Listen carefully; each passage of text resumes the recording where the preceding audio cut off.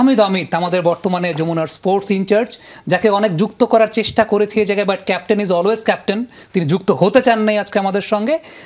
তবে সাম্প্রতিক সময় তামিম ইকবালের হার্ট অ্যাটাক হয়েছে এবং খুব তড়িঘড়ি করে অ্যাম্বুলেন্সে করে তাকে হসপিটালে নেওয়া হয়েছে। এই যে অ্যাম্বুলেন্সের প্রচলনটা ঢাকা প্রিমিয়ার ডিভিশন ক্রিকেট লিগে একটা সময় ভ্যানে করে ক্রিকেটারদেরকে নেওয়া হতো আহত হলে, তাহমিদ অমিত একটা রিপোর্ট করেছিলেন যেখানে এই ভ্যানে করে ক্রিকেটারদের নেওয়া হচ্ছে। এরপর থেকে কিন্তু অ্যাম্বুলেন্স আমরা দেখতে পেয়েছি 2021-22-এর সময় থেকে। তারেক, আমাদের বস তাহমিদ অমিতকে নিয়ে একটু শুনতে চাই।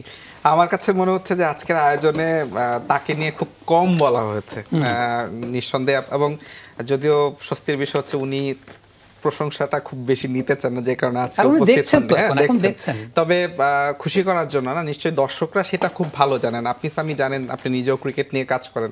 আমাদের দেশে নিঃসন্দেহে সবচেয়ে মানে ফেভারিট স্পোর্টস যদি আপনি বলেন, সেটা তো এখন ক্রিকেট, বা লম্বা সময় ধরে ক্রিকেট।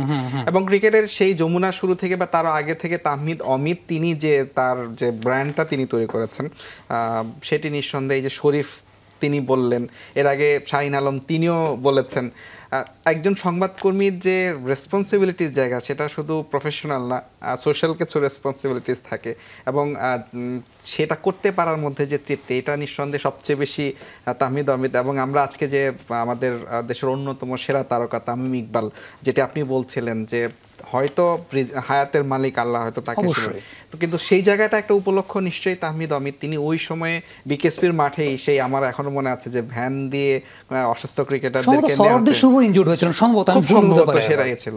তো সেই জায়গাটা পিক করা, তার যে দূরদৃষ্টি, যে তার যে মানে নিউজের যে সেন্স, সেই জায়গাটাকে আমরা হয়তো দেখলে এটা আর এমন কি, অনেকেই হয়তো দেখেছে কিন্তু কারো চোখে পড়েনি, কিন্তু এটা যে অনেক বড় কিছু হতে পারে সেই সময় তাহমিদ অমিত সেটা চিন্তা করেছেন। আজকে এটা সুফল নিশ্চয়ই বাংলাদেশের ক্রিকেটও পেয়েছে তামিম ইকবালের যে ঘটনা। আর শুধু এইটা না, আপনি যদি বলেন যে বাংলাদেশের ক্রিকেটে মানে বাক পরিবর্তন বা বিভিন্ন জায়গায় যে ম্যাচ ফিক্সিং এর যে বিষয়গুলো, সেই জায়গাগুলোতে তাহমিদ অমিদের নাম সবসময় জড়িয়ে থাকবে।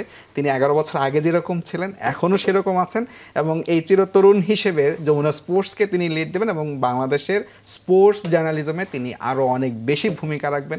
এই প্রত্যাশাটা দর্শকরা যেরকম করেন, আমিও সেটাই করছি। এবং সবচেয়ে বড় ধৈর্যের বিষয় বোধহয় তাহমিদ অমিতের আমার মতো ফাঁকিবাজকে তিনি হজম করেন, এবং হজম করে যাচ্ছেন এখন পর্যন্ত।